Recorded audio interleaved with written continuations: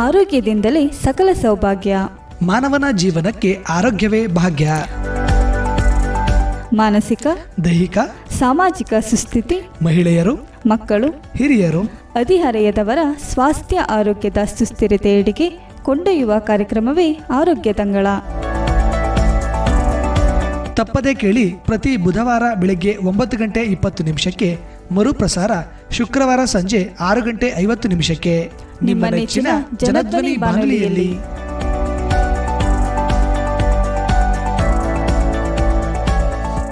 ಪ್ರೀತಿಯ ಕೇಳುಗರಿಗೆಲ್ಲ ನಮಸ್ಕಾರ. ನೀವು ಕೇಳ್ತಾ ಇದ್ದೀರಾ ಜನಧ್ವನಿ ರೇಡಿಯೋ. ಇದು 90.8 ಕಂಪನಾಂಕದಲ್ಲಿ ಸರಗೂರಿನಿಂದ ಪ್ರಸಾರವಾಗುತ್ತಿರುವ ಮೈಸೂರಿನ ಮೊಟ್ಟಮೊದಲ ಸಮುದಾಯ ರೇಡಿಯೋ. ನಾನು ನಿಮ್ಮ ರೇಡಿಯೋ ಗೆಳೆಯ ಶ್ರೀಕಾಂತ್ ಸರಗೂರು. ಪ್ರಿಯ ಕೇಳುಗರೆ, ತಮ್ಮೆಲ್ಲರಿಗೂ ಆರೋಗ್ಯ ದಂಗಳ ಕಾರ್ಯಕ್ರಮಕ್ಕೆ ಆತ್ಮೀಯವಾದ ಸ್ವಾಗತವನ್ನು ಕೋರುತ್ತಿದ್ದೇನೆ.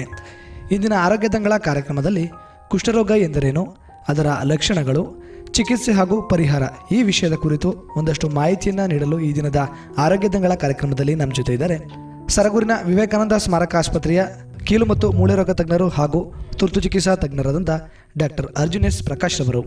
ಬನ್ನಿ ಅವರ ಕಾರ್ಯಕ್ರಮಕ್ಕೆ ಸ್ವಾಗತಿಸಿ ಈ ಕುಷ್ಠರೋಗದ ಕುರಿತು ಸಂಪೂರ್ಣ ಮಾಹಿತಿಯನ್ನು ತಿಳಿದು ಬರೋಣ. ಸರ್, ತಮ್ಮ ಕಾರ್ಯಕ್ರಮಕ್ಕೆ ಆತ್ಮೀಯವಾದ ಸ್ವಾಗತವನ್ನು ಕೋರ್ತಾ ಇದ್ದೀನಿ ಸರ್. ನಮಸ್ಕಾರ. ನಿಮಗೂ ಅಷ್ಟೇ ಹಾಗೂ ನಮ್ಮ ಕೇಳುಗಾರರಿಗೆಲ್ಲರೂ ನಮಸ್ಕಾರ. ಸರ್, ಮೊದಲಿಗೆ ಈ ಕುಷ್ಠರೋಗ ಎಂದರೆ ಏನು ಸರ್? ಇದು ಭಯಪಡುವಂಥ ರೋಗನ ಸರ್? ಇಲ್ಲ, ಕುಷ್ಠರೋಗ ಅಂದರೆ ಒಂದು ಹರಡುವ ರೋಗ. ಇದು ಮೈಕೋಬ್ಯಾಕ್ಟೀರಿಯಂ ಲೆಪ್ರೆ ಅಂತ ಬ್ಯಾಕ್ಟೀರಿಯಾದಿಂದ ಉಂಟಾಗುತ್ತದೆ. ಇದು ಮುಖ್ಯವಾಗಿ ಚರ್ಮ ಮತ್ತು ನರಗಳಿಗೆ ಪರಿಣಾಮಗೊಳ್ಳುವ ಕಾಯಿಲೆ. ಇದು ಹೇಗೆಲ್ಲ ಬರುತ್ತೆ ಸರ್? ಇದು ಹರಡೋದಕ್ಕೆ ಏನೇನು ಮೂಲ ಕಾರಣ ಇರುತ್ತೆ ಸರ್? ಅಂದರೆ ಇದು ಹರಡುವ ಕಾಯಿಲೆ ಆಗಿರೋದ್ರಿಂದ ಜನಜಾನ ಸಂಪರ್ಕದಿಂದ ಬರ್ತದೆ. ಅಂದರೆ ದೀರ್ಘಕಾಲ ಸಂಪರ್ಕ ಇರಬೇಕು ಹಾಗೂ ಕನ್ಸಿಸ್ಟೆಂಟ್, ಅಂದರೆ ದೀರ್ಘಕಾಲ ಹಾಗೂ ಜಾಸ್ತಿ ಟೈಮಲ್ಲಿ ಸಂಪರ್ಕ ಇರಬೇಕು. ತುಂಬ ಜನಕ್ಕೆ ಏನಾಗ್ತದೆ, ಕೈ ಕುಲುಕೆಯಿಂದ ಜಸ್ಟ್ ಮುಟ್ಟೋದ್ರಿಂದ ಹಾಗೆ ಬರಲ್ಲ. ದೀರ್ಘಕಾಲ ಇರಬೇಕು, ಆಗ ಡೀಪಾಗಿ ಟಚ್ ಆಗಿರಬೇಕು. ಹಾಗಾಗಿ ಹರಡುವ ಕಾಯಿಲೆ ಇದು. ಇದು ರೋಗದ ಮೂಲವನ್ನು ಹೊರಟಂಥ ಸಂದರ್ಭದಲ್ಲಿ ಸರ್ ಯಾವಾಗ ಈ ರೋಗ ಸಾಮಾನ್ಯವಾಗಿ ಕಾಣೋದಕ್ಕೆ ಶುರುವಾಯಿತು ಸರ್? ಅಂದರೆ ದೀರ್ಘಕಾಲದಿಂದ ಇದೆ ಇದು. ಅವಾಗೆಲ್ಲ ಚಿಕಿತ್ಸೆ ಇರಲಿಲ್ಲ. ಸೊ ಚಿಕಿತ್ಸೆ ಇಲ್ಲದ ಪರಿಣಾಮವಾಗಿ ಜನನ ದೂರ ಇಡ್ತಾ ಇದ್ರು. ಬಟ್ ಇದು ಹರಡೋದು ಈಗ ಕಮ್ಮಿ ಆಗ್ತಾ ಇದೆ. ಯಾಕಂದರೆ ಒಂದು ಜನಕ್ಕೆ ಅರಿವು ಬಂದಿದೆ, ಇನ್ನೊಂದು ಟ್ರೀಟ್ಮೆಂಟ್ ಗೌರ್ಮೆಂಟ್ ಕಡೆಯಿಂದ ಟ್ರೀಟ್ಮೆಂಟ್ ಸುಲಭವಾಗಿ ಸಿಗ್ತಾ ಇದೆ. ಸೊ ದೀರ್ಘಕಾಲ ಇದೆ. ಬಟ್ ಈಗ ಎಲ್ಲ ಸ್ವಲ್ಪ ನಮ್ಮ ಡಿಟೆಕ್ಷನ್ ಈಸಿ ಆಗಿರೋದ್ರಿಂದ ಗುರುತುಪಡಿಸೋದು ಹಾಗೆ ಗುಣಪಡಿಸೋದು ಈಸಿ ಆಗಿದೆ.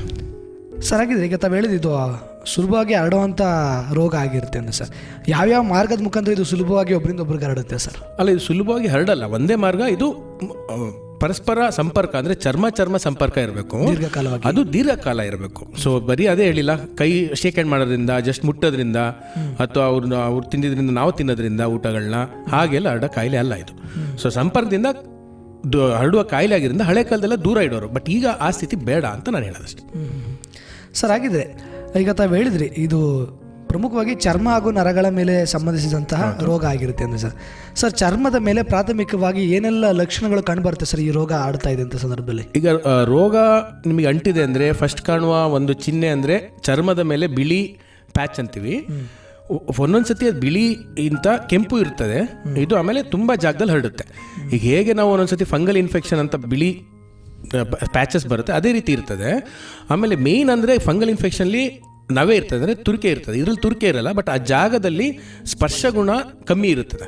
ಸೊ ಸ್ಪರ್ಶತೆ ಕಮ್ಮಿ ಇರೋದು ಪ್ಲಸ್ ಬಿಳಿ ಅಥವಾ ಕೆಂಪು ಚಿಹ್ನೆಗಳು ಮೈ ಮೇಲಿದ್ದರೆ ನೀವು ಫಸ್ಟ್ ಡಾಕ್ಟ್ರಿಗೆ ಹೋಗಿ ತೋರಿಸ್ಬೇಕಾಗತ್ತೆ. ಮೇಯ್ನ್ ಆ ಜಾಗದಲ್ಲಿ ನಿಮಗೆ ಸ್ಪರ್ಶನೆ ಏನು ಇರುತ್ತಲ್ಲ ಗುರ್ತಾಗೋದು ಅದು ಕಮ್ಮಿ ಇರ್ತದೆ.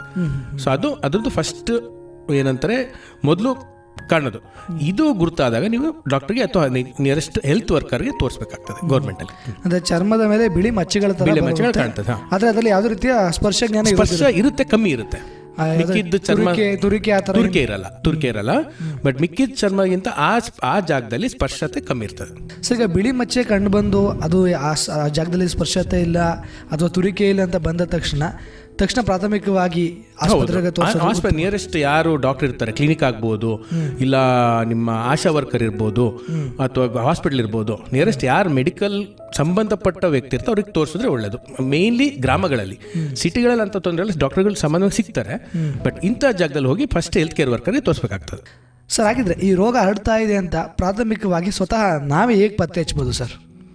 ಅಂದರೆ ಫಸ್ಟು ನಿಮ್ಗೆ ಏನಾದರೂ ಡೌಟ್ ಯಾರಾದರೂ ಈ ಕುಷ್ಠರೋಗ ಪೇಷಂಟ್ ಹತ್ರ ಏನೋ ಸಂಪರ್ಕ ಇದ್ದಾಗ ನಿಮ್ಮ ಮೈಯಲ್ಲಿ ಚಿಹ್ನೆಗಳು ಕಾಣಿಸ್ತಾ ಇದ್ದ ಅಂತ ನೋಡ್ಕೋಬೇಕಾಗ್ತದೆ. ಅಂದರೆ ಸಂಪರ್ಕ ಇರ್ಬೇಕಾದ್ರೆ ಫಸ್ಟ್ ನೀವು ಚಿಹ್ನೆ ಬಂದರೆ ಫಸ್ಟ್ ಹೋಗಿ ತೋರಿಸಿ, ಇಲ್ಲ ಪ್ರತಿ 15 ದಿನಕ್ಕೆ ಒಂದ್ಸತಿ ನೋಡ್ಕೊತಾ ಇರ್ಬೇಕು ಮೈಯಲ್ಲಿ ಏನಾದ್ರು ಚೇಂಜಸ್ ಬಂತಾ. ಯಾಕಂದರೆ ಬೇಗ ಗುರುತುಪಡಿಸೋಷ್ಟು ಗುಣಪಡಿಸೋದು ಈಸಿ. ಸೊ ಅದನ್ನು ನೋಡ್ಕೊಂಡಿದ್ರೆ ಸಾಕು. ಇದು ಫಸ್ಟ್ ಚಿಹ್ನೆ ಬರೋದ್ರಿಂದ ನಿಮಗೆ ನೋಡೋಕ್ಕಾಗಿ ಈಸಿ ಆಗ್ತದೆ. ಸರ್, ಹಾಗಿದ್ರೆ ಈ ಕುಷ್ಠರೋಗಕ್ಕೆ ತುತ್ತಾದಂಥ ವ್ಯಕ್ತಿಗೆ ಪ್ರಾಥಮಿಕವಾಗಿ ಏನೆಲ್ಲ ಲಕ್ಷಣಗಳು ಕಾಣಿಸ್ಕೊಳ್ಳೋದ್ರ ಜೊತೆಗೆ ಅದು ಬರ್ತಾ ಆ ರೋಗ ಉಲ್ಬಣಗೊಳ್ತಾ ಏನೆಲ್ಲ ಪ್ರಮುಖ ಲಕ್ಷಣಗಳು ಆ ವ್ಯಕ್ತಿಯಲ್ಲಿ ಕಾಣಿಸ್ಕೊಳ್ತಾ ಬರ್ತವೆ ಸರ್? ಈಗ ಕುಷ್ಠರೋಗನ ನಾವು ಟ್ರೀಟ್ಮೆಂಟ್ ಕೊಡಲಿಲ್ಲ ಅಂದರೆ ಅವನಿಗೆ ಈಗ ಫಸ್ಟ್ ಹೇಗೆ ನಮಗೆ ಚಿಹ್ನೆಗಳು ಬರ್ತವೆ, ಇನ್ನು ಅದನ್ನು ಬರ್ತಾ ಒಂದು ಕೈ ಬೆರಳುಗಳಾಗಲಿ ಕಾಲು ಬೆರಳಾಗಲಿ ಕುಂಟಿಸ್ತದೆ. ಅಂದರೆ ಎಲ್ಲ ಗಾಯಗಳಾಗ್ತವೆ. ಅಲ್ಲಿ ಗಾಯಗಳಾಗಿ ಆ ಮೇಯ್ನು ಫಿಂಗರ್ ಅಂದರೆ ಎಲ್ಲಿ ಬೆರಳುಗಳಲ್ಲಿ ಅದು ಕಟ್ಟಾಗ್ತವೆ. ಅಂದರೆ ಏನಕ್ಕೆ ಅಂದರೆ ಅಲ್ಲಿ ಇದಿರಲ್ಲ, ಸ್ಪರ್ಶತೆ ಇರಲ್ಲ, ಇವನಿಗೆ ಗಾಯಗಳಾಗೋದು ಗೊತ್ತಾಗೋದ್ರಿಂದ ಅಲ್ಲಿ ಗಾಯಗಳಾಗಿ ಅದು ಕೊಳೆಯಕ್ಕೆ ಸ್ಟಾರ್ಟ್ ಆಗ್ತದೆ. ಆಮೇಲೆ ಮೂಗು ಅದೆಲ್ಲ ಬಾಯಲ್ಲಿ ಹುಣ್ಣಾಗ್ತವೆ, ಆಮೇಲೆ ಮೂಗಲ್ಲಿ ಹುಣ್ಣಾಗ್ತದೆ, ಆಮೇಲೆ ಮುಖದಲ್ಲೆಲ್ಲ ಇದು ಚೇಂಜಸ್ ಬರ್ತದೆ. ಅದರದ್ದೇ ಒಂದು ಸ್ಪೆಸಿಫಿಕ್ ಮುಖ ಇರ್ತದೆ. ಸೊ ಇದೆಲ್ಲ ಲಾಸ್ಟ್ ಸ್ಟೇಜಸಲ್ಲಿ ಬರೋದು. ಸೊ ಆವಾಗ ನಿಮಗೆ ಅದು ಗುಣಪಡಿಸೋದು ಇನ್ನೂ ಕಷ್ಟ ಆಗ್ತದೆ. ಗುಣಪಡಿಸಿದ್ರೂ ಇದೆಲ್ಲ ಏನೇನು ಬದಲಾವಣೆಗಳು ಬಂದಿದೆ ಮತ್ತೆ ನಾರ್ಮಲಿ ಬರಲ್ಲ. ಸರ್, ಈ ರೋಗ ಹರಡಿದೆ ಅಂತ ಸಂದರ್ಭದಲ್ಲಿ ಎಷ್ಟು ದಿನಗಳು ಅಥವಾ ತಿಂಗಳೊಳಗೆ ಚಿಕಿತ್ಸೆಗಳನ್ನು ಕೊಡಿಸೋದ್ರಿಂದ ಆ ರೋಗವನ್ನು ಗುಣಪಡಿಸ್ಬೋದು ಸರ್? ರೋಗ ಗುಣ ಆಗ್ತದೆ, ಈವನ್ ಲಾಸ್ಟ್ ಸ್ಟೇಜಸ್ಸಲ್ಲೂ ರೋಗ ಗುಣ ಆಗುತ್ತೆ. ಬಟ್ ನಮ್ಮದು ರೋಗ ಗುಣ ಆಗೋದ್ರಿಂದ ಅದಕ್ಕಿಂತ ಮುಖ್ಯ ಅದ್ರ ಜೊತೆಗೇನೆ ಈ ಲೇಟ್ ಕಾಂಪ್ಲಿಕೇಶನ್ಸ್ನ ನಾವು ತಡೆಗಟ್ಬೋದು. ಸೊ ಇಷ್ಟು ದಿನ ಅಂತಿಲ್ಲ, ಯಾವಾಗ ನಿಮಗೆ ಗೊತ್ತಾಗುತ್ತೆ ಆ್ಯಸ್ ಅರ್ಲಿ ಆಸ್ ಪಾಸಿಬಲ್ ಆದಷ್ಟು ಬೇಗ ನೀವು ಹೋಗಿ ಟ್ರೀಟ್ಮೆಂಟ್ ತೊಗೊಂಡು ಒಳ್ಳೆಯದು. ಯಾಕಂದ್ರೆ ಒಂದ್ಸತಿ ಕಾಂಪ್ಲಿಕೇಶನ್ಸ್ ಬಂದರೆ ಆ ಕಾಂಪ್ಲಿಕೇಶನ್ ಮತ್ತೆ ನಾವು ರಿವರ್ಸ್ ಮಾಡೋಕ್ಕಾಗಲ್ಲ. ಸರ್, ಹಾಗಿದ್ರೆ ಈ ರೋಗವನ್ನು ಸಂಪೂರ್ಣವಾಗಿ ಹೋಗಲಾಡಿಸ್ಲಿಕ್ಕೆ ಚಿಕಿತ್ಸೆ ಇದೆಯಾ? ಅದ್ರ ಕುರಿತು ಮಾಹಿತಿಯನ್ನು ಹಂಚ್ಕೊಳ್ಳಿ ಸರ್. ಅಲ್ಲ, ಈ ರೋಗ ಗುರುಪಡಕ್ಕೆ ಈಗ ಚಿಕಿತ್ಸೆ ತುಂಬ ಕಡೆ ಲಭ್ಯ ಇದೆ. ಆಮೇಲೆ ಲಭ್ಯ ಇರೋದಕ್ಕಿಂತ ಇದು ಗೌರ್ಮೆಂಟಿಂದ ಫ್ರೀ ಆಗಿದೆ. ಬರೀ ಇಂಡಿಯಾ ಗೌರ್ಮೆಂಟ್ ಅಲ್ಲ, ಇಡೀ ಜಗತ್ತಲ್ಲಿ ಅದು ಫ್ರೀಯಾಗಿ ಅವೈಲಬಿಲಿಟಿ ಇದೆ ಎಲ್ಲ ದೇಶದಲ್ಲೂ. ಇದರಲ್ಲಿ ಬರೀ ಒಂದೇ ಮಾತ್ರೆ ಅಲ್ಲ, 3 ಮಾತ್ರೆ ಇರ್ತದೆ. ಕೆಲವು ಟೈಮ್ ಏನಾಗುತ್ತೆ, ಬರೀ 5 ರಿಂದ 6 ಚಿಹ್ನೆ ಇದ್ದರೆ ಚರ್ಮದಲ್ಲಿ ಅದು 6 ತಿಂಗಳು ಟ್ರೀಟ್ಮೆಂಟ್ ಇರ್ತದೆ. 6ಗಿಂತ ಜಾಸ್ತಿ ಇದ್ದರೆ 6, 10, 12 ಮಚ್ಚೆಗಳಿದ್ದರೆ ಅವಾಗ 12 ತಿಂಗಳು ಟ್ರೀಟ್ಮೆಂಟ್ ಬೇಕಾಗುತ್ತೆ. ಬಟ್ ಇದು ಟ್ರೀಟ್ಮೆಂಟ್ ಸ್ಟಾರ್ಟ್ ಮಾಡಿದ್ದಿನ ಅದು ಪೂರ್ಣ ಗುಣಪಡಿಸಲು ಸಾಧ್ಯ. ಇನ್ನೊಂದೇನಾಗುತ್ತೆ, ಫ್ರೀ ಇರೋದ್ರಿಂದ ನಿಮಗೆ ಏನು ಖರ್ಚು ಇರಲ್ಲ. ಬಟ್ ನೀವು ಆ ಟ್ರೀಟ್ಮೆಂಟ್ನ ನೀವು ಫಾಲೋ ಮಾಡ್ಕೊಂಡು ಹೋಗಬೇಕಾಗ್ತದೆ. ಹೇಗೆ ಟ್ಯೂಬರ್ಕುಲೋಸಿಸ್ಗೆ ಒಂದು ಟ್ರೀಟ್ಮೆಂಟ್ ಇದೆ, ಅದು ಗೌರ್ಮೆಂಟಿಂದ ರೆಗ್ಯುಲೇಟ್ ಆಗಿ ಬರುತ್ತೆ. ಅದೇ ಥರ ಇದಕ್ಕೂ ಅದೇ ಇದೆ, ರೆಗ್ಯುಲೇಟ್ ಆಗಿ ಟ್ಯಾಬ್ಲೆಟ್ಸ್ ಬರುತ್ತೆ. ನೀವು ಹೋಗಿ ಕಲೆಕ್ಟ್ ಮಾಡಬೇಕು, ತೊಗೋಬೇಕು, ಅದನ್ನು ಗುಣಪಡಿಸ್ಕೋಬೇಕು. ಅಂದರೆ ಈ ರೋಗದ ಚಿಕಿತ್ಸೆಗೆ ಯಾವುದೇ ರೀತಿ ವೆಚ್ಚ ಭರಿಸುವಂಥ ಅವಶ್ಯಕತೆ ಯಾವುದೂ ಇಲ್ಲ. ನೀವು ಜವಾಬ್ದಾರಿಯಿಂದ ತೊಗೋಬೇಕಾಗ್ತದೆ. ಅಷ್ಟಿನ ಮೇಲೆ ಗೌರ್ಮೆಂಟ್ ಹೇಳೋದು ಫ್ರೀಯಾಗಿ ಕೊಡ್ತಾರೆ. ಕೆಲವು ಟೈಮ್ ನೀವು ಅಲ್ಲೇ ತಿನ್ನಿಸ್ತಾರೆ ಮಾತ್ರೆಗಳನ್ನ, ಅಲ್ಲೇ ಕ್ಲಿನಿಕಲ್ಲೇ ಅವ್ರ ಮುಂದೆ ನೀವು ನುಂಗಿಸಿ ಕಳಿಸ್ತಾರೆ. ಹಂಗೂ ಒಂದೊಂದ್ಸರಿ ಸಾಧ್ಯ ಆಗಲಿ ಅಂದರೆ ಆ ಮಾತ್ರೆಗಳನ್ನ ತಗೊಳ್ಳೋ ಜವಾಬ್ದಾರಿ ಪೇಷಂಟ್ ಮೇಲೆ ಇರ್ತದೆ. ಅದೊಂದು ಪಾಲಿಸಿದ್ರೆ ಸಾಕಾಗ್ತದೆ. ಸರ್, ಹಾಗೆಯೇ ಈ ರೋಗಕ್ಕೆ ತುತ್ತಾದಂಥ ವ್ಯಕ್ತಿಯ ಒಂದು ಮಾನಸಿಕ ಸ್ಥಿತಿನೂ ಕೂಡ ಬಹಳ ಮುಖ್ಯ ಆಗುತ್ತೆ ಈ ಸಂದರ್ಭದಲ್ಲಿ ಚಿಕಿತ್ಸೆ ಪಡ್ಕೊಳ್ಳೋ ನಿಟ್ಟಿನಲ್ಲಿ. ಹೌದು, ಆ ಮಾನಸಿಕ ಸ್ಥಿತಿ ಕುರಿತು ಮಾಹಿತಿಯನ್ನು ಹಂಚ್ಕೊಳ್ಳಿ ಸರ್. ಮಾನಸಿಕ ಸ್ಥಿತಿ ತುಂಬ ಹಾಳಾಗಿರ್ತದೆ. ಯಾಕೆ ಅಂದರೆ ಅವನಿಗೆ ರೋಗ ಬಂದಿದೆ ಅಂತ ಅವನಿಗೆ ದುಃಖ ಇರಲ್ಲ.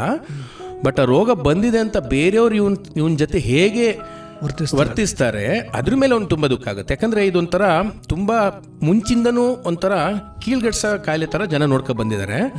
ಅವನಿಗೆ ಒಬ್ಬ ವ್ಯಕ್ತಿ ಕುಷ್ಠರೋಗ ಬಂತು ಅಂದರೆ ಅವನ ಹಳ್ಳಿಯಿಂದ ಊರಿಂದ ಆಚೆ ಇಡೋ ಪರಿಸ್ಥಿತಿಗಳಿದ್ವು. ಇನ್ನೂ ಜನದ ಮನಸ್ಸಲ್ಲಿ ಅದೇ ಯೋಚನೆಗಳಿರೋದ್ರಿಂದ ಇದು ತುಂಬ ಅವನಿಗೆ ಹರ್ಟ್ ಆಗುತ್ತೆ. ರೋಗ ಬಂದಿದೆ, ಗುಣ ಆಗುತ್ತೆ ಅಂತ ಎಲ್ಲರಿಗೂ ಗೊತ್ತು. ಬಟ್ ಆ ಟೈಮಲ್ಲಿ ಇವನ್ನ ಹೇಗೆ ಟ್ರೀಟ್ ಮಾಡ್ತಾರೆ, ಹೇಗೆ ಮಾತಾಡಿಸ್ತಾರೆ, ಹೇಗೆ ದೂರ ಇಡ್ತಾರೆ ಅಂದ್ರ ಮೇಲೆ ಅವನಿಗೆ ಮಾನಸಿಕ ಸ್ಥಿತಿಗಳು, ಡಿಪ್ರೆಷನ್ಗೆ ಹೋಗ್ತಾನೆ, ಆಂಗ್ಸೈಟಿಗೆ ಹೋಗ್ತಾನೆ. ಅದು ಅವನಿಗೆ ತುಂಬ ಕೀಳ್ಗಡಿಸ್ತದೆ. ಸರ್, ಹಾಗೇನೆ ಈ ಮಲ್ಟಿ ಡ್ರಗ್ ಥೆರಪಿ ಅನ್ನೋದು ಒಂದು ವಿಶೇಷವಾದಂಥ ಚಿಕಿತ್ಸೆ. ಇದ್ರ ಕುರಿತು ಮಾಹಿತಿ. ಮಲ್ಟಿ ಡ್ರಗ್ ಥೆರಪಿ ಹೇಗೆ ನಾವು ಟ್ಯೂಬರ್ಕ್ಯುಲೋಸಿಸ್ಗೆ ಮಲ್ಟಿ ಡ್ರಗ್ ರೆಜಿಮೆನ್ಸ್ ಇದೆ, ಇದಕ್ಕೂ ಇದೆ. ಅದು ಅವಾಗ ಹೇಳಿದಾಗ 3 ಥರ ಮಾತ್ರೆಗಳಿರ್ತವೆ, 3 ಥರ ಮೆಡಿಸಿನ್ಸು. ಕಮ್ಮಿ ಪ್ರಮಾಣದ ಕಾಯಿಲೆ ಇದ್ದಲ್ಲಿ, ಅಂದರೆ 5 ರಿಂದ 6 ಚಿಹ್ನೆಗಳು, ಚರ್ಮದ ಚಿಹ್ನೆಗಳಿರ್ಬೇಕಾದ್ರೆ 6 ತಿಂಗಳು ಇರುತ್ತೆ. ಅದಕ್ಕಿಂತ ಜಾಸ್ತಿ ಇದ್ದರೆ 12 ತಿಂಗಳು ಮಾತ್ರೆ ಬರುತ್ತೆ.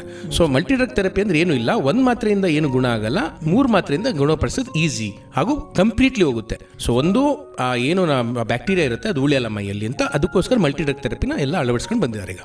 ಸರ್, ಹಾಗಿದ್ರೆ ಈ ಕಾಯಿಲೆಗೆ ತುತ್ತಾದಂಥ ವ್ಯಕ್ತಿ ಚಿಕಿತ್ಸೆ ಪಡ್ಕೊಳ್ಳೋದ್ರಲ್ಲಿ ವಿಳಂಬ ಮಾಡ್ತು ಅಂದರೆ ಯಾವ್ಯಾವ ರೀತಿಯ ದೇಹದಲ್ಲಿ ಬದಲಾವಣೆಗಳು ಅಥವಾ ಅಂಗವೈಕಲ್ಯಗಳು ಉಂಟಾಗ್ಬೋದು ಸರ್? ಅದೇ ನಾನು ಅವಾಗ ಹೇಳ್ದಂಗೆ, ಫಸ್ಟು ಯಾವಾಗ ಮೈಯಲ್ಲಿ ಚಿಹ್ನೆ ಬರುತ್ತೆ ಅಲ್ಲಿ ಆ ಜಾಗದಲ್ಲಿ ಸ್ಪರ್ಶತೆ ಕಮ್ಮಿ ಇರ್ತದೆ. ಸೊ ಈ ಸ್ಪರ್ಶತೆ ಕಮ್ಮಿ ಆದಾಗ ಏನಾಗುತ್ತೆ, ಕೈಯಲ್ಲೂ ಸ್ಪರ್ಶತೆ ಕಮ್ಮಿ ಆಗುತ್ತೆ, ಕಾಲಲ್ಲೂ ಆಗುತ್ತೆ, ಎಲ್ಲ ಕಡೆ ಆಗ್ತದೆ. ಸೊ ಅದರಿಂದ ಏನಾಗುತ್ತೆ, ಚಿಕ್ಕ ಚಿಕ್ಕ ಏಟ್ಗಳು ಗಾಯವಾಗಿ ಪರಿಣಮಿಸ್ಬಿಡ್ತವೆ. ಗಾಯಗಳು ಇನ್ಫೆಕ್ಷನ್ ಆಗ್ತವೆ. ಇನ್ಫೆಕ್ಷನಿಂದ ಬೆರಳುಗಳು ಕಳ್ಕೊಳ್ಳೋ ಸಾಧ್ಯತೆಗಳಿರ್ತವೆ. ಆಮೇಲೆ ಮೂಗು ಕಳ್ಕೊಂತಾರೆ. ಆಮೇಲೆ ಬಾಯಲ್ಲೆಲ್ಲ ಹುಣ್ಣು ಸ್ಟಾರ್ಟ್ ಆಗುತ್ತೆ. ಆಮೇಲೆ ಮುಖದಲ್ಲಿ ಬದಲಾವಣೆಗಳು ತುಂಬ ಬೇಗ ಸ್ಟಾರ್ಟ್ ಆಗುತ್ತೆ. ಮೂಗು ಅಂದರೆ ಬ್ರಿಡ್ಜ್ ಅಂದರೆ ಸೆಂಟರ್ ಮೂಗಿನ ಮಧ್ಯಭಾಗ ಕುಸಿಯೋದು, ಕಿವಿಗಳು ಹೋಗೋದು, ಅವೆಲ್ಲ ಒಂದೊಂದು ಲಾಸ್ಟ್ ಸ್ಟೇಜಸಲ್ಲಿ ಬರೋ ಚೇಂಜಸ್ಗಳು. ರಕ್ತದ ಮೇಲೆ ಇದು ಯಾವ ಪ್ರಭಾವವನ್ನು ಬೀರುತ್ತೆ? ರಕ್ತದ ಮೇಲೆ ಏನು ಪ್ರಭಾವ ಬೀಳಲ್ಲ. ಇದೆಲ್ಲ ಬೀಳೋದು ನರದ ಮೇಲೆ ಮೇನ್ ಪ್ರಭಾವ ಇರೋದ್ರಿಂದ ಚರ್ಮ. ನರದ್ರಿಂದ ಚರ್ಮಗಳಲ್ಲಿ ಬದಲಾವಣೆ ಅಥವಾ ಬೇರೆ ಮೈ ಕಟ್ಟಿನಲ್ಲಿ ಬದಲಾವಣೆ ಬರ್ತವೆ. ಸರ್, ಹಾಗಿದ್ರೆ ಪ್ರಸ್ತುತ ನಮ್ಮ ಭಾರತದಲ್ಲಿ ಈ ಕುಷ್ಠರೋಗದ ಸ್ಥಿತಿಗತಿ ಹೇಗಿದೆ ಸರ್? ನಮ್ಮ ಭಾರತದಲ್ಲಿ ಈಗ ಕುಷ್ಠರೋಗ ತುಂಬ ಕಡೆ ನಿವಾರಣೆ ಮಾಡಿದ್ದಾರೆ. ಆಲ್ಮೋಸ್ಟ್ ಹೋದ ವರ್ಷ 2020-25 ಸೆನ್ಸಸ್ ಪ್ರಕಾರ 10,000 ಜನದಲ್ಲಿ ಒಬ್ಬರಿಗಿಂತ ಕಮ್ಮಿ ಪ್ರಮಾಣದಲ್ಲಿ ಗುರುತುಪಡಿಸಿದೆ. ಆಮೇಲೆ ನಮ್ಮ ಭಾರತದಲ್ಲಿ ಆಲ್ಮೋಸ್ಟ್ 30 ರಾಜ್ಯಗಳಲ್ಲಿ ಆಲ್ಮೋಸ್ಟ್ 0 ಇನ್ಸಿಡೆನ್ಸ್. 30 ರಾಜ್ಯಗಳಲ್ಲಿ ಲೆಪ್ರಸಿನ ಎರಡಿಕೇಟ್ ಮಾಡಿದೆ ಅಂತ ಬಂದಿದೆ. ಆ 30 ರಾಜ್ಯಗಳಲ್ಲಿ ಫುಲ್ ರಾಜ್ಯಗಳಲ್ಲ, ಅದರಲ್ಲೂ ಅರೌಂಡ್ 600 ಜಿಲ್ಲೆಗಳಲ್ಲಿ ಫುಲ್ ಎರಡಿಕೇಟ್ ಆಗಿದೆ ಲೆಪ್ರಸಿಲಿ. 2025 ಪ್ರಕಾರ 10,000ದಲ್ಲಿ ಒಬ್ಬರಿಗಿಂತ ಕಮ್ಮಿ. ನಮ್ಮದು ಭಾರತದ ಏನು ಏಮ್ ಅಂದರೆ ಈ 2027 ಒಳಗೆ ಇಂಡಿಯಾದಿಂದ ಲೆಪ್ರಸಿನ ಗುಣಮುಕ್ತ ಮಾಡಬೇಕು ಅಂತ ಒಂದು ಏಮ್ ಇಟ್ಕೊಂಡು ಅದ್ರ ಕಡೆಗೆ ನಡೀತಾ ಇದ್ದಾರೆ. ಸರಿಗತ ಆವಾಗಲೇ ಹೇಳಿದ್ರಿ ರೋಗಕ್ಕೆ ಚಿಕಿತ್ಸೆ ಸಂಪೂರ್ಣವಾಗಿ ಉಚಿತವಾಗಿ ಸಿಗ್ತಾ ಇದೆ ಅಂತ. ಹಾಗಿದ್ರೆ ಸರ್, ಈ ಕೇಂದ್ರ ಸರ್ಕಾರದಿಂದ ಆಗಿರ್ಬೋದು ಅಥವಾ ರಾಜ್ಯ ಸರ್ಕಾರದಿಂದ ಆಗಿರ್ಬೋದು ಸರ್, ಆರೋಗ್ಯ ಇಲಾಖೆ ಅಡಿಯಲ್ಲಿ ಯಾವ್ಯಾವ ರೀತಿಯಾದಂತಹ ಸೇವಾ ಸೌಲಭ್ಯಗಳನ್ನು, ಚಿಕಿತ್ಸಾ ಸೌಲಭ್ಯಗಳನ್ನು ಈ ರೋಗಕ್ಕೆ ಅಥವಾ ಈ ರೋಗಕ್ಕೆ ತುತ್ತಾದ ವ್ಯಕ್ತಿಗೆ ನೀಡಲಾಗ್ತಿದೆ ಸರ್? ಹೌದು. ಎಲ್ಲಿಗ ಸೆಂಟ್ರಲ್ಗೂ ಈಗ WHO ಇಂದ ಒಂದು ಮ್ಯಾಂಡೇಟ್ ಬಂದಿದೆ. ಎಲ್ಲ WHO ಮತ್ತು ಏನು ನೋವಾಟಿಸ್ ಕಂಪ್ನಿ ಇದೆ ಅವರೆಲ್ಲ ಈ ಲೆಪ್ರಸಿ ಕುರಿತು ಏನೇನು ಔಷಧಿಗಳು ಬೇಕು ಅದನ್ನು ಫ್ರೀಯಾಗಿ ಹಂಚ್ತಾ ಇದ್ದಾರೆ ಎಲ್ಲ ದೇಶಗಳಿಗೂ. ಅದು ನಮ್ಮ ಗೌರ್ಮೆಂಟಿಗೆ ಬಂದು ಗೌರ್ಮೆಂಟಿಂದ ರಾಜ್ಯಗಳಿಗೆ ಬಂದು ರಾಜ್ಯದಿಂದ ಹಂಚಿತಾಗಿದೆ. ಸೊ ಎಲ್ಲಿ ಎವ್ರಿ PHC ಪ್ರೈಮರಿ ಹೆಲ್ತ್ ಕೇರಲ್ಲಿ ಎಲ್ಲಿ ಗ್ರಾಮಗಳಲ್ಲಿ ಪ್ರೈಮರಿ ಹೆಲ್ತ್ ಕೇರ್ ಅಲ್ಲಿ ಮೆಡಿಸಿನ್ಸ್ ಅವೈಲೇಬಲ್ ಇರುತ್ತೆ. ರೋಗ ಬಂದವರು ಅಲ್ಲಿ ಹೋಗಿ ರಿಜಿಸ್ಟರ್ ಆಗಿ ಅಲ್ಲಿ ರಿಜಿಸ್ಟರ್ ಆಗುತ್ತೆ. ಸೊ ಒಂದು ಸೆನ್ಸಸ್ಗೆ ಹೆಲ್ಪ್ ಆಗುತ್ತೆ ಅವ್ರಿಗೆ. ಅದಾದಮೇಲೆ ಫ್ರೀಯಾಗಿ ಮಾತ್ರೆ ತೊಗೊಂಡು ಮಾತ್ರೆ ಕೊಡ್ತಾರೆ. ಅದನ್ನು ಆನ್ ಇನ್ಸ್ಪೆಕ್ಷನಲ್ಲಿ ನುಂಗಬೇಕಾಗ್ತದೆ. ಇಲ್ಲ ಆ ಬ್ಲಿಸ್ಟರ್ ಪ್ಯಾಕ್ ಅಂತ ಬರುತ್ತೆ, ಅಂದರೆ ತಿಂಗಳಿಗೆ ಒಂದು ಮಾತ್ರೆ ಕೊಡ್ತಾರೆ. ಸೊ ಆ ತಿಂಗಳು ಮುಗಿಸ್ಕೊಂಡು ಇದನ್ನು ವಾಪಸ್ ಕೊಟ್ಟು ಅದನ್ನು ತೊಗೊಳ್ಬೇಕಾಗ್ತದೆ. ಅಂಡರ್ ಸೂಪರ್ವಿಷನ್ ಇದೆಲ್ಲ ನಡೆಯುತ್ತೆ. ಸೊ ಅವನ ಸ್ಟಾರ್ಟಿಂಗ್ ಗುರುತುಪಡಿಸೋದ್ರಿಂದ ಗುಣಪಡಿಸೋ ತನಕ ಅವನೊಂದು ಅಕೌಂಟ್ ಇಟ್ಕೊಂಡು ಹೋಗ್ತಾರೆ ಅವ್ರದ್ದು PHCಲಿ. ಆ ಥರ ನಡೀತಾ ಇದೆ. ಏನಂದರೆ ಈಸಿ ಸಿಗೋದು, ಬಟ್ ಜನರು ಅದನ್ನು ರೆಕಗ್ನೈಸ್ ಮಾಡಿ ಅಲ್ಲಿ ಹೋಗಿ ಚಿಕಿತ್ಸೆ ಪಡಿಬೇಕು. ಇವ್ರು ಇಲ್ಲೇ ಮನಸ್ಥಿತಿಗಳು ಹದಗೆಡ್ಸ್ಕೊಂಡು ಹಂಗೆ ತಿಳ್ಕೊಂತಾರೆ ಹಿಂಗೆ ತಿಳ್ಕೊಳ್ತಾರೆ ಅಂದರೆ ಇದು ಗುಣಪಡಿಸಿರೋ ಲೆವೆಲ್ಗೆ ಹೋಗ್ಬಿಡ್ತದೆ. ಸರ್, ಹಾಗಿದ್ರೆ ಈ PHC ಕಡೆಯಿಂದ ಆಗಿರ್ಬೋದು ಅಥವಾ ಯಾವುದೇ ಸಮುದಾಯ ಆರೋಗ್ಯ ಕೇಂದ್ರದ ವತಿಯಿಂದ ಈ ರೋಗಕ್ಕೆ ತುತ್ತಾದಂಥ ವ್ಯಕ್ತಿ ಸರಿಯಾದ ರೀತಿಯಲ್ಲಿ ಮಾತ್ರೆಗಳನ್ನ ತಗೋತಾ ಇದ್ದಾನ, ಸರಿಯಾದ ರೀತಿಯಲ್ಲಿ ಆರೋಗ್ಯ ಕೇಂದ್ರಕ್ಕೆ ಬಂದು ತನ್ನ ಸೌಲಭ್ಯ ಪಡ್ಕೋತಾ ಇದ್ದಾನೆ ಅನ್ನೋ ಕುರಿತು ಮಾರ್ಗದರ್ಶನವನ್ನು ಮಾಡಲಿಕ್ಕೆ ಇಲಾಖೆಯ ಸಿಬ್ಬಂದಿಗಳಿರ್ತಾರೆ ಸರ್? ಸಿಬ್ಬಂದಿಗಳಿದ್ದಾರೆ. ಅದಕ್ಕೆ ಅಂತ ಲೆಪ್ರೆಸಿ ಹೇಗೆ ನಮ್ಮ ಟ್ಯೂಬರ್ಕ್ಯುಲೋಸಿಸ್ಗೆ ಅಂತ ಇದ್ದಾರೆ, ಹಾಗೆ ಲೆಪ್ರೆಸಿಗೆ ಒಂದು ಪರ್ಸನಲ್ ಇರ್ತಾರೆ. ಅವರು ಇಲ್ಲಿ PHCಲಿ ಪ್ರಾಥಮಿಕ ಆರೋಗ್ಯ ಕೇಂದ್ರದಲ್ಲಿ ಮಾತ್ರೆಯನ್ನು ಕೊಡೋದಲ್ದೇ ಪ್ರತಿ ವಾರ ಹೋಗಿ ಮನೆಗೆ ಹೋಗಿ ಚೆಕ್ ಮಾಡ್ಕೊಂಡು ಮನೇಲಿ ಕುಟುಂಬದಲ್ಲಿ ಯಾರು ಇರ್ತಾರೆ ಅವ್ರದ್ದೆಲ್ಲ ಸೂಪರ್ವಿಷನ್ ಮಾಡಿ ಹೆಲ್ತ್ ಚೆಕಪ್ ಮಾಡಿ ಅವ್ರಿಗೆ ಹರಡ್ತಾ ಇದೆ ಅಂತ ನೋಡಿ ಅದು ನೋಟ್ ಡೌನ್ ಮಾಡ್ಕೊಂಡು, ಯಾಕಂದರೆ ಹರಡ್ತಾ ಇದೆ ಅಂತ ಒಂದು ಬಂದರೆ ಮತ್ತೆ ಟ್ರೀಟ್ಮೆಂಟ್ ಸ್ಟಾರ್ಟ್ ಮಾಡಬೇಕಾಗುತ್ತೆ. ಸೊ ಇಟ್ಸ್ ಆಲ್ ರೆಕಾಗ್ನೈಸಿಂಗ್ ಅಂದರೆ ಐಡೆಂಟಿಫಿಕೇಶನ್, ಕಂಡುಹಿಡಿಯೋದು, ಫಾಲೋಅಪ್, ಅದನ್ನು ಫಾಲೋಅಪ್ ಮಾಡಬೇಕು ಪ್ಲಸ್ ಮುಗಿಸ್ಬೇಕು. ಇಲ್ಲಿ ಈ ಕಾಯಿಲೆಯಲ್ಲಿ ಏನಂದರೆ ಇದು ಕುಟುಂಬಕ್ಕೆ ಸೇರಿದ ನಮಗೆ. ಸೊ ಕುಟುಂಬದಲ್ಲಿ ಯಾರು ಇರ್ತಾರೆ ಅವ್ರಿಗೂ ಮನವರಿಕೆ ಮಾಡಿಸಿ ಅವ್ರನ್ನೂ ಚೆಕಪ್ ಮಾಡಿಸಿ ಅಲ್ಲೂ ಗುರುತುಪಡಿಸ್ಕೊಂಡು ಏನಾರು ಇದ್ದರೆ ಅದಕ್ಕೂ ಟ್ರೀಟ್ಮೆಂಟ್ ಸ್ಟಾರ್ಟ್ ಆಗುತ್ತೆ. ಮೇನ್ ಏನಂದರೆ ಕುಟುಂಬದಲ್ಲಿ ಯಾರು ಇದ್ದಾರೆ ಅವ್ರಿಗೆ ರಿಯಶ್ಯೂರೆನ್ಸ್ ಅಂತೀವಿ, ಮೆಂಟಲಿ ಮಾನಸಿಕವಾಗಿ ಅವ್ರು ಹೇಳ್ಕೊಡೋದು ರೋಗ ಹಿಂಗಲ್ಲ, ಹೀಗೆ ನೀವು ಇವ್ರನ್ನ ದೂರ ಇಡಬೇಡಿ, ಇವ್ರನ್ನ ಏನು ಮೆಂಟಲಿ ಡಿಪ್ರೆಷನ್ಗೆ ತಳ್ಳಬೇಡಿ. ಸೊ ಆ ಥರ ಒಂಥರ ಬಿಲ್ಡಪ್ ಮಾಡಿ ಒಂದು ಮನಸ್ಥಿತಿನ ಸಮತೋಲನ ತಂದು ಅದೆಲ್ಲ ಕೆಲಸ ಇವ್ರು ಮಾಡ್ತಾರೆ. ಸೊ ಈಗಿರ್ಬೇಕಾದ್ರೆ ಈ ಫೆಸಿಲಿಟಿನ ಉಪಯೋಗಿಸ್ಕೊಳಕ್ಕೆ ಪೇಷಂಟಿಗೆ ಧೈರ್ಯ ಬರಬೇಕು. ಹೌದು. ಈಗ ಹೇಗೆ ಹೋಗಿ ನನ್ನ ಕುಷ್ಠರೋಗ ಇದೆ ಅಂದ ತಕ್ಷಣ ಯಾಕೆ ಜನನ ನಾಚಿ ಹಾಕ್ತಾರೆ ಅಂತ ಅವನು ಯೋಚನೆ ಮಾಡಿದ್ರೆ ಅದು ಕಷ್ಟ ಆಗುತ್ತಿಲ್ಲ. ಸರ್, ಈಗ ರೋಗಕ್ಕೆ ತುತ್ತಾದಂಥ ವ್ಯಕ್ತಿಯ ಒಂದು ಮಾನಸಿಕ ಸ್ಥಿತಿ ಮತ್ತು ಆತನ ಚಿಕಿತ್ಸೆ ಒಂದು ಫಲಕಾರಿಯಾಗೋ ನಿಟ್ಟಿನಲ್ಲಿ ಕುಟುಂಬದವರ ಸಹಕಾರ ಬಹಳ ಮುಖ್ಯ ಅಂತ ತಾವು ಈಗ ಹೇಳಿದ್ರಿ. ಆ ನಿಟ್ಟಿನಲ್ಲಿ ಸರ್, ಆ ವ್ಯಕ್ತಿಯಿಂದ ಕುಟುಂಬಕ್ಕೂ ರೋಗ ಹರಡಬಾರ್ದು ಮತ್ತು ಆ ಕುಟುಂಬದವರಿಂದ ವ್ಯಕ್ತಿಗೆ ಯಾವುದೇ ರೀತಿಯ ಮಾನಸಿಕವಾಗಿ ಖಿನ್ನತೆಗೆ ಒಳಗಾಗಬಾರ್ದು. ಆ ನಿಟ್ಟಿನಲ್ಲಿ ಕುಟುಂಬದವರು ಯಾವ ರೀತಿಯೆಲ್ಲ ಪಾತ್ರವನ್ನು ವಹಿಸಿ ಆ ವ್ಯಕ್ತಿಗೆ ಒಂದು ಚಿಕಿತ್ಸೆ ಫಲಕಾರಿಯಾಗೋ ನಿಟ್ಟಿನಲ್ಲಿ ಸಹಾಯ ಮಾಡಬೇಕಾಗುತ್ತೆ ಸರ್? ಮೊಟ್ಟ ಮೊದಲು ಕುಟುಂಬದವರಿಂದ ಏನು ಬರಬೇಕು ಅಂದರೆ ಒಂದು ಸಪೋರ್ಟ್, ಮೆಂಟಲ್ ಸಪೋರ್ಟ್ ಬರಬೇಕು. ಕುಟುಂಬದವರೇ ಅವನ್ನ ಆಚೆ ಇಟ್ಟರೆ ಅವನೇನೆಲ್ಲೂ ಚಿಕಿತ್ಸೆ ಪಡೆಯೋಕ್ಕೆ ಹೋಗಲ್ಲ, ಆ ಧೈರ್ಯ ತೊಗೊಳಲ್ಲ. ಹೌದು. ಸೊ ಮೊಟ್ಟ ಮೊದಲು ಏನು ಮಾಡಬೇಕು, ಕುಟುಂಬದವರು ಅವ್ರಿಗೆ ಧೈರ್ಯ ತುಂಬಿ ಅವ್ರಿಗೆ ನಾವು ಇದ್ದೀವಿ, ಟ್ರೀಟ್ಮೆಂಟ್ ತೊಗೊಳ್ಳಿ, ಯಾವತ್ತು ನಾವು ಇರ್ತೀವಿ ಅಂತ ಒಂದು ಕಾನ್ಫಿಡೆನ್ಸ್ ಕೊಡಬೇಕು ಫಸ್ಟು. ಸೆಕೆಂಡು, ಇವ್ರು ಮಾತ್ರೆ ತೊಗೊತಾ ಇದ್ದಾರಾ ಅಂತ ರೆಗ್ಯುಲರ್ ಸೂಪರ್ವಿಷನ್ ಮಾಡ್ತಾ ಇರಬೇಕು. ಯಾಕಂದರೆ ಗುಣಪಡಿಸುವ ಕಾಯಿಲೆ ಆಗಿರೋದ್ರಿಂದ ಸೊ ಮಾತ್ರೆ ತೊಗೊಳೋದೇ ಒಂದು ಮುಖ್ಯ ಆಗಿರ್ತದೆ.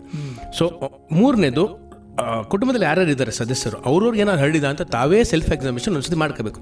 ಈಗ ಗೌರ್ಮೆಂಟಿಂದ ಬಂದ ಯಾವ ಸಿಬ್ಬಂದಿ ಬರ್ತಾರೋ ಅವ್ರು ಒಂದು ವಾರ ಲೇಟ್ ಆಗಿ ಬರ್ಬೋದು, ಬಟ್ ಈ ಮಧ್ಯಾಹ್ನ ಅವರವರೇ ನೋಡ್ಕೊಂಡು ಹಿಂಗೆ ಬಂದಿದ್ರೆ ಅವರು ಇಮಿಡಿಯೇಟ್ ಹೋಗಿ ರಿಪೋರ್ಟ್ ಆಗಬೇಕು. ಸರ್ ಹಿಂಗೂ ಹರಡಿದೆ ನಮಗೆ ಒಂಚೂರು ನೋಡಿ ಅಂತ PSCಗೆ ಹೋಗಿ ಹೇಳಬೇಕು. ಸೊ ಇಷ್ಟು ಮೂರು ಅವ್ರು ಮಾಡಿದ್ರೆ ಕುಟುಂಬದಿಂದ ಕುಷ್ಠರೋಗವನ್ನು ಆಚೆ ಹಾಕೋಕ್ಕೆ ಸಾಧ್ಯ ಆಗ್ತದೆ. ಸರ್, ಈಗ ಒಬ್ಬ ಕುಟುಂಬದಲ್ಲಿ ಒಬ್ಬ ವ್ಯಕ್ತಿಗೆ ಈ ರೋಗ ತಗಲಿರುತ್ತೆ, ಆತನ ಜೊತೆ ಆತನ ಹೆಂಡತಿ ಇರ್ಬೋದು, ಮಕ್ಕಳು ಇರ್ತಾರೆ, ಅಥವಾ ಹೆಂಡತಿ ತಗಲಿದ್ರೆ ಗಂಡ ಅಥವಾ ಮಕ್ಕಳು ಇರ್ತಾರೆ. ಅವರು ಈ ಕುಟುಂಬದಲ್ಲಿ, ವಿಭಕ್ತ ಕುಟುಂಬದಲ್ಲಿ ಅವರು ಈ ರೋಗ ಹರಡದಂತೆ ಯಾವ ರೀತಿಯಲ್ಲ ಮುಂಜಾಗ್ರತಾ ಕ್ರಮ ವಹಿಸಬೇಕಾಗುತ್ತೆ ಸರ್? ಅಲ್ಲ, ಅದು ನಾನು ಮಕ್ಕಳಿಗೆ ಹರಡದ ರೀತಿ ಅದು ಹೇಳ್ದಂಗೆ, ಈಗ ಇದು ಹೇಗೆ ಹರಡುತ್ತೆ ಅಂತ ಸ್ಪಷ್ಟದಿಂದನೇ ಹರಡೋದು ಮುಖ್ಯವಾಗಿರೋದ್ರಿಂದ ಅವರಿಂದ ಕ್ಲೋಸ್ ಕಾಂಟ್ಯಾಕ್ಟಿಂದ ಸ್ವಲ್ಪ ದೂರ ಇರಬೇಕು. ಇದ್ರ ಅರ್ಥ ಅವ್ರನ್ನ ಆಚೆ ಇಡಿ ಅಂತ ಇಲ್ಲ. ಅಂದರೆ ಅವ್ರು ಉಪಯೋಗಿಸೋ ಬಟ್ಟೆ ನೀವು ಉಪಯೋಗಿಸೋರು ಏನು ಬರಲ್ಲ. ಪ್ರೊಲಾಂಗ್ಡ್ ಎಕ್ಸ್ಪೋಜರ್ ಅಂದರೆ ದೀರ್ಘಕಾಲ ಅಂತೀನಲ್ಲ, ಇದು ಸಾಮಾನ್ಯವಾಗಿ ಗಂಡ ಹೆಂಡತಿ ಮಧ್ಯೆ ಜಾಸ್ತಿ. ಸೊ ಯೂಶಲಿ ಆ ಥರ ಹರಡುತ್ತೆ. ಮಕ್ಕಳಲ್ಲೂ ಹರಡಿರುತ್ತೆ, ಬಟ್ ಅದು ಯಾಕೆಂದ್ರೆ ನೀವು ಜಾಸ್ತಿ ಟೈಮ್ ಎತ್ಕೊಳ್ಳೋದ್ರಿಂದ ಅಥವಾ ಆಟ ಆಡ್ಸೋದ್ರಿಂದ ಅದೆಲ್ಲ ಹರಡೋ ಸಾಧ್ಯತೆ ಇರುತ್ತೆ. ಸೊ ಕಾಂಟ್ಯಾಕ್ಟು ಸ್ವಲ್ಪ ಕಮ್ಮಿ ಇಡ್ಕೋಬೇಕು. ದೂರ ಇಡಬೇಡಿ, ಮನಸ್ಸಲ್ಲಿ ದೂರ ಇಡಬೇಡಿ, ಬಟ್ ಕಾಂಟ್ಯಾಕ್ಟ್ ಕಮ್ಮಿ ಮಾಡಿ ಟಿಲ್ ಆ ರೋಗ ಗುಣ ಆಗೋ ತನಕ. ಗುಣ ಆದಮೇಲೆ ನಿಮ್ಮ ನಾರ್ಮಲ್ಸಿಗೆ ನೀವು ಬರ್ಬೋದು. ಬಟ್ ಮೇನ್ ಸ್ಪರ್ಶದಿಂದ ಬರೋದ್ರಿಂದ ಸ್ವಲ್ಪ ಕಾಂಟ್ಯಾಕ್ಟ್ ದೂರ ಇದ್ದರೆ, ಸ್ವಲ್ಪ ದೂರ ಇದ್ದರೆ ಒಳ್ಳೆಯದು. ಸರ್, ಜೊತೆಗೆ ಈ ಕುಟುಂಬದ ಸಹಕಾರದ ಜೊತೆಗೆ ಆ ವ್ಯಕ್ತಿ ವಾಸ ಮಾಡುವಂಥ ಸುತ್ತಮುತ್ತಲಿನ ಸಮುದಾಯ ಆಗಿರ್ಬೋದು, ತನ್ನ ಗ್ರಾಮಸ್ಥರು ಕೂಡ ಆ ವ್ಯಕ್ತಿಗೆ ಒಂದು ಮಾನಸಿಕ ಸ್ಥೈರ್ಯವನ್ನು ಕಾಪಾಡಿಕೊಳ್ಳೋ ನಿಟ್ಟಿನಲ್ಲಿ ಸಹಕಾರವನ್ನು ಕೊಡಬೇಕಾಗುತ್ತೆ ಸರ್. ಈ ನಿಟ್ಟಿನಲ್ಲಿ ಈ ಕುಷ್ಠರೋಗಕ್ಕೆ ತುತ್ತಾದಂಥ ವ್ಯಕ್ತಿಗೆ ಸಮುದಾಯದ ಕಡೆಯಿಂದ ಯಾವ ರೀತಿಯ ಸಹಕಾರ ಅಗತ್ಯ ಇದೆ ಸರ್? ಅಂದರೆ ಸಮುದಾಯದಿಂದ ಏನು ಅಂದರೆ, ಒಂದು ಮೇನ್ಲಿ ಆ ಸಮುದಾಯಕ್ಕೆ ಒಂದು ಹೆಲ್ತ್ ಎಜುಕೇಷನ್ ಬೇಕಾಗುತ್ತೆ. ಯಾಕಂದರೆ ಈ ರೋಗ ಕುರಿತು ಮನಸ್ಥಿತಿಗಳು ಹೇಗೆ ಇದೆ ಅಂತ ನಾವು ನೋಡಿದ್ದೀವಿ ಇಂಡಿಯಾದಲ್ಲಿ. ಸೊ ಹಿಂಗಿರ್ಬೇಕಾದ್ರೆ ಆ ಕಮ್ಯುನಿಟಿಗೆ ಎಜುಕೇಷನ್ ಅಂದರೆ ಅವ್ರಿಗೆ ಹೇಳ್ಕೊಡುತ್ತೆ, ಅರವಳಿಕೆ ಕೊಡಬೇಕು. ಐದರ್ ಅವ್ರಿಗೆ ಹೋಗಿ ಹೇಳ್ಕೊಡ್ಬೇಕಾಗ್ತದೆ, ಇಲ್ಲ ಈ ಕಾಲದಲ್ಲಿ ಸ್ಟ್ರೀಟ್ ಪ್ಲೇಸ್ ಅಂತೀವಿ, ನಾಟಕತ್ರು ತೋರಿಸ್ಬೇಕಾಗತ್ತೆ, ಹಿಂಗಲ್ಲ ಹಿಂಗೆ ಅಂತ. ಒಂದ್ಸತಿ ಸಮಯದಾಗ ಅರ್ಥ ಆದರೆ ಅವರಿಂದ ಆ ವ್ಯಕ್ತಿಗೆ ಬರುವ ಏನು ಸಪೋರ್ಟ್ ಸಿಸ್ಟಮ್ ಅಂದರೆ, ಒಂದು ಮಾನಸಿಕವಾಗಿ ಒಂದು ಸಪೋರ್ಟ್ ಕೊಡಬೇಕಾಗ್ತದೆ. ಎರಡನೇದು, ಒಂದೊಂದು ಸತಿ ಆ ಪೇಷಂಟು ಕೆಲ್ಸಕ್ಕೆ ಹೋಗದೇ ಇರೋ ಪರಿಸ್ಥಿತಿಲಿ ಇರ್ಬೋದು. ಅಂಥ ಟೈಮಲ್ಲಿ ಆ ಕುಟುಂಬಕ್ಕೆ ಏನು ಸಪೋರ್ಟ್ ಬೇಕು, ಫೈನಾನ್ಷಿಯಲಿ ಬರ್ಬೋದು ಅಥವಾ ದಿನಸಿ ಕೊಡೋದಿರ್ಬೋದು, ಒಂದು 2-3 ತಿಂಗಳು ಅದು ಅವ್ರನ್ನ ಮತ್ತೆ ಅವ್ರ ಕಾಲ ಮೇಲೆ ನಿಲ್ಲಿಸೋ ಲೆವೆಲ್ಗೆ ಸಪೋರ್ಟ್ ಬರಬೇಕು. ಬಟ್ ಈ ಸಪೋರ್ಟ್ ಕೊಡೋದಕ್ಕೆ ಮುಂಚೆ ಸಮುದಾಯಕ್ಕೆ ನಾವು ಏನು ಹೇಳ್ಕೊಡ್ತೀವಲ್ಲ ಅದು ಮುಖ್ಯವಾಗ್ತದೆ. ಸೊ ಹೆಲ್ತ್ ಎಜುಕೇಷನ್, ಅವ್ರಿಗೆ ಅರಿವು ಬರ್ಸೋದು, ಅಲ್ಲಿಂದ ಸ್ಟಾರ್ಟ್ ಆಗಬೇಕಷ್ಟೇ ಸರ್. ಹಾಗಿದ್ರೆ ಏನು ಆರೋಗ್ಯ ಇಲಾಖೆ ಆಗಿರ್ಬೋದು ಅಥವಾ ಪ್ರಾಥಮಿಕ ಆರೋಗ್ಯ ಕೇಂದ್ರದ ಮಾರ್ಗಸೂಚಿಯ ಪ್ರಕಾರ ನಿಯಮಿತವಾಗಿ ಮಾತ್ರೆಗಳನ್ನ ತಗೊಳ್ತಾ ಚಿಕಿತ್ಸಾ ನಿಯಮಗಳನ್ನು ನಿಯಮಿತವಾಗಿ ಪಾಲಿಸ್ತಾ ಬಂದರು ಅಂದರೆ ಈ ಚಿಕಿತ್ಸೆ ಫಲಕಾರಿಯಾಗಿ ಈ ರೋಗವನ್ನು ಸಂಪೂರ್ಣವಾಗಿ ಹೋಗಲಾಡಿಸ್ಬೋದು ಸರ್? ಹೌದು, ಅದಕ್ಕೆ ನಾವು ಭಾರತ ಅದಕ್ಕೆ 2027 ಒಳಗೆ ಹೇಗೆ ನಾವು ಪೋಲಿಯೋನ ಮುಕ್ತಗೊಳಿಸ್ತೀವಿ, ಈಗ ಪೋಲಿಯೋ ಮುಕ್ತ ಭಾರತ ಆಗಿದೆ, ಅದೇ ರೀತಿ ಕುಷ್ಠರೋಗ ಮುಕ್ತ ಭಾರತವಾಗಿ ಮಾಡಬೇಕು ಅಂತ 2027 ಅದನ್ನು ಏಮ್ ಇಟ್ಕೊಂಡು ನಮ್ಮ ಆರೋಗ್ಯ ಇಲಾಖೆ ಅದ್ರ ಕಡೆಗೆ ಕಾಲಿಟ್ಟಿದೆ. ಈಗಾಗಲೇ ನಾನು ಹೇಳ್ದಂಗೆ 10,000ದಲ್ಲಿ 1ಕ್ಕಿಂತ ಕಮ್ಮಿ ಇದೆ ಇನ್ಸಿಡೆನ್ಸ್ ಜನಕ್ಕೆ. ಸೊ ಅದನ್ನು 0ಗೆ ತರಬೇಕು. ಆ್ಯಂಡ್ ಅದು ಈಸಿ, ಯಾಕೆ ಅಂದರೆ ಟ್ರೀಟ್ಮೆಂಟ್ ಇದೆ, ಜನಕ್ಕೆ ಇವಾಗ ಆಲ್ಮೋಸ್ಟ್ ಅರಿವು ಬಂದಿದೆ. ಆ್ಯಂಡ್ ಗೌರ್ಮೆಂಟ್ ಅದ್ರ ಕಡೆ ಕೆಲಸ ಮಾಡ್ತಿದೆ.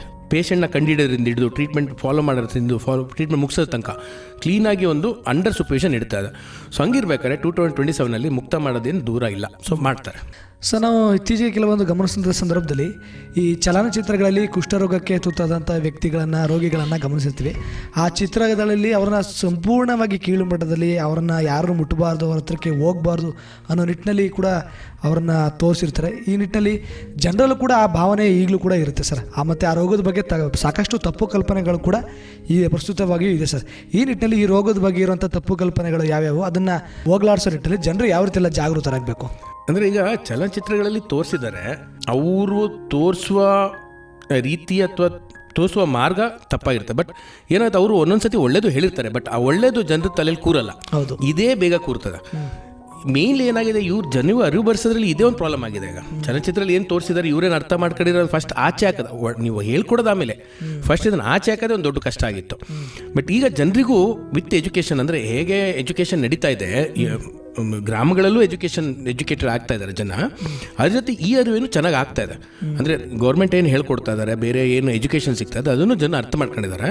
ಸೊ ಹಂಗಾಗಿ ಈಗಿನ ಕಾಲದಲ್ಲಿ ಈ ಕುಷ್ಠರೋಗ ಕಂಡುಹಿಡಿದು ಈಸಿ ಆಗಿದೆ. ಯಾಕಂದರೆ ಪೇಷಂಟು ಮುಂದೆ ಬರ್ತಾರೆ, ಇಲ್ಲ ಬೇರೆ ಗ್ರಾಮಸ್ಥರದ್ದು ಅಥವಾ ಸಮುದಾಯದವರು ಇವ್ರನ್ನೇನು ದೂರ ಇರಲ್ಲ.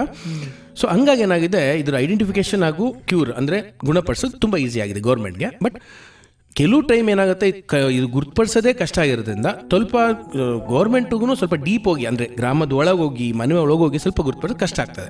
ಕೆಲವು ಟೈಮ್ ಅವರೇ ಬರಬೇಕು ಮುಂದೆ, ನನಗಿದೆ ಟ್ರೀಟ್ಮೆಂಟ್ ಕೊಡಿ ಅಂತ. ಅಲ್ಲಿ ತನಕ ಗೌರ್ಮೆಂಟ್ ಕಾಯಬೇಕಾಗುತ್ತೆ ಸ್ವಲ್ಪ. ಭಾಳ ಸಂತೋಷ ಸರ್. ಸಾಕಷ್ಟು ವಿಚಾರಗಳನ್ನು ಈ ಕುಷ್ಠರೋಗದ ಕುರಿತು ಮತ್ತು ಅದಕ್ಕೆ ಇರುವಂಥ ಚಿಕಿತ್ಸೆಗಳ ಕುರಿತು ಮಾಹಿತಿಯನ್ನು ಹಂಚ್ಕೊಳ್ತಾ ಬಂದರೆ, ಈಗ ಕಾರ್ಯಕ್ರಮದ ಕೊನೆಯದಾಗಿ ಸರ್ ತಮ್ಮ ಮಾತುಗಳನ್ನು ಕೇಳ್ತಿರುವಂಥ ನಮ್ಮ ಜನಧ್ವನಿ ಕೇಳುಗರಿಗೆ ಆಗಿರ್ಬೋದು, ಸಮುದಾಯದ ಜನತೆಗೆ ಈ ರೋಗದ ಕುರಿತು, ಈ ರೋಗವನ್ನು ಹೋಗಲಾಡಿಸೋ ನಿಟ್ಟಿನಲ್ಲಿ ಕುರಿತು ಏನು ಸಂದೇಶವನ್ನು ಕೊಡೋದಕ್ಕೆ ಇಷ್ಟಪಡ್ತೀರಾ ಸರ್? ಸಂದೇಶ ಅಂದರೆ ಒಂದು ಆ ಪೇಷಂಟ್ ಯಾರು ಈ ಕುಷ್ಠರೋಗದಿಂದ ನಳುತ್ತಾ ಇದ್ದಾರೆ ಅವ್ರನ್ನ ಕಡೆಗಣಿಸ್ಬೇಡಿ. ಒಂದು. ಎರಡನೇದು, ಅವ್ರಿಗೆ ಸಪೋರ್ಟ್ ಕೊಡಿ, ಎಲ್ಲ ರೀತಿಯ ಸಪೋರ್ಟ್ ಆದಷ್ಟು ನಿಮ್ಮ ಕೈಲಾದಷ್ಟು. ಮಾನಸಿಕ ಸಪೋರ್ಟ್ ಇರ್ಬೋದು, ಅವ್ರ ಫ್ಯಾಮಿಲಿಗೆ ಸಪೋರ್ಟ್ ಇರ್ಬೋದು, ನಿಮ್ಮ ಪಕ್ಕದ ಮನೇನೇ ಆಗಿರ್ಬೋದು, ಅವ್ರ ಕಡೆಗಣಿಸ್ತೇನೆ ಅವ್ರಿಗೊಂದು ಸಪೋರ್ಟ್ ಕೊಟ್ಕೊಂಡು, ಒಂದು ಟ್ರೀಟ್ಮೆಂಟ್ ತೊಗೊತಾ ಇದ್ದಾರಾ, ಇಲ್ಲ ಅವ್ರಿಗೆ ಪ್ರೇರೇಪಿಸಿ ಹೋಗಿ ಟ್ರೀಟ್ಮೆಂಟ್ ತೊಗೋ, ನಾವಿದೀವಿ ಮಾಡೋಣ ಅಂತ ಆ ಥರ ಮಾಡ್ಕೊಂಡಿದ್ರೆ ಅವ್ರಿಗೂ ಒಂದು ಮಾನಸಿಕ ಸ್ಥೈರ್ಯ ಬರ್ತದೆ, ಟ್ರೀಟ್ಮೆಂಟು ಫಲಕಾರಿಯಾಗುತ್ತೆ, ಈ ರೋಗನ ಗುಣಪಡಿಸ್ತದೆ. ಇಷ್ಟು ಮಾಡಿದ್ರೆ ಒಂದು ಸಮುದಾಯ ಅದೊಂದು ಈ ರೋಗನ ಮುಕ್ತಪಡಿಸ್ಬೋದು. ಭಾಳ ಸಂತೋಷ ಸರ್. ಸಾಕಷ್ಟು ವಿಚಾರಗಳನ್ನು ಇಂದಿನ ಆರೋಗ್ಯ ದಂಗಳ ಕಾರ್ಯಕ್ರಮದಲ್ಲಿ ತಾವು ಹಂಚ್ಕೊಳ್ತಾ ಬಂದರೆ, ಈ ಕುಷ್ಠರೋಗ ಎಂದರೇನು, ಇದು ಪ್ರಾಥಮಿಕವಾಗಿ ಹರಡ್ತಿದ್ದಂಥ ಸಂದರ್ಭದಲ್ಲಿ ಏನೆಲ್ಲ ಗುಣಲಕ್ಷಣಗಳು ಕಂಡುಬರ್ತವೆ, ಏನೆಲ್ಲ ಗುಣಲಕ್ಷಣಗಳು ಕಂಡುಬಂದ ಸಂದರ್ಭದಲ್ಲಿ ನಾವು ಸ್ಥಳೀಯ ಆಸ್ಪತ್ರೆಗೆ ಹೋಗಿ ತೋರಿಸ್ಕೊಳ್ಬೇಕಾಗುತ್ತೆ. ಈ ರೋಗವನ್ನು ನಿವಾರಿಸೋ ನಿಟ್ಟಿನಲ್ಲಿ, ಈ ರೋಗವನ್ನು ಗುಣಪಡಿಸೋ ನಿಟ್ಟಿನಲ್ಲಿ ಸರ್ಕಾರದ ವತಿಯಿಂದ ಏನೆಲ್ಲ ಉಚಿತ ಚಿಕಿತ್ಸಾ ಸೌಲಭ್ಯಗಳು ಸಿಗ್ತಾ ಇದೆ, ಈ ರೋಗದಿಂದ ಗುಣಮುಖವಾಗೋ ನಿಟ್ಟಿನಲ್ಲಿ ಆ ರೋಗಿಯ ಮಾನಸಿಕ ಸ್ಥಿತಿ ಹೇಗಿರಬೇಕು, ಸಮುದಾಯ ಹಾಗೂ ಕುಟುಂಬದವರ ಪಾತ್ರ ಹೇಗಿರಬೇಕು ಅನ್ನೋ ಕುರಿತು ಭಾಳ ಉಪಯುಕ್ತ ಹಾಗೂ ಸ್ಫೂರ್ತಿದಾಯಕ ಮಾಹಿತಿಯನ್ನು ಇಂದಿನ ನಮ್ಮ ಕಾರ್ಯಕ್ರಮದಲ್ಲಿ ತಾವು ಭಾಗವಹಿಸಿ ಹಂಚ್ಕೊಂಡಿದ್ದಕ್ಕೆ ತಮಗೆ ತುಂಬ ಹೃದಯದ ಧನ್ಯವಾದಗಳನ್ನ ತಿಳಿಸೋದಕ್ಕೆ ಇಷ್ಟಪಡ್ತೀನಿ. ನಿಮಗೂ ಅಷ್ಟೇ ಥ್ಯಾಂಕ್ ಯು. ಈ ಆಪರ್ಚುನಿಟಿ ನಾನು ಕೊಟ್ರಿ, ಅದಕ್ಕೋಸ್ಕರ ತುಂಬ ಧನ್ಯವಾದಗಳು. ಇನ್ನು ಮುಂದೆ ಇನ್ಯಾವ ಕಾರ್ಯಕ್ರಮಕ್ಕೆ ಸಿಗೋಣ.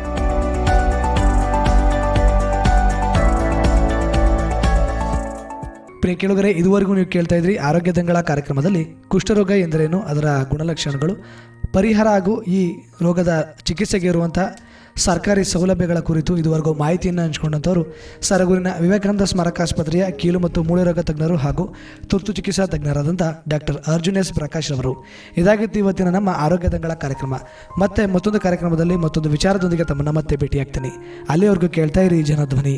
ಇದು ನಿಮ್ಮ ನೆಚ್ಚಿನ ಹಾಗೂ ಮೈಸೂರಿನ ಮೊಟ್ಟಮೊದಲ ಸಮುದಾಯ ರೇಡಿಯೋ ಕೇಂದ್ರ 90.8 ಕಂಪನಾಂಕದಲ್ಲಿ ಸರಗೂರಿನಿಂದ ಪ್ರಸಾರವಾಗುತ್ತಿದೆ. ನಮಸ್ಕಾರ.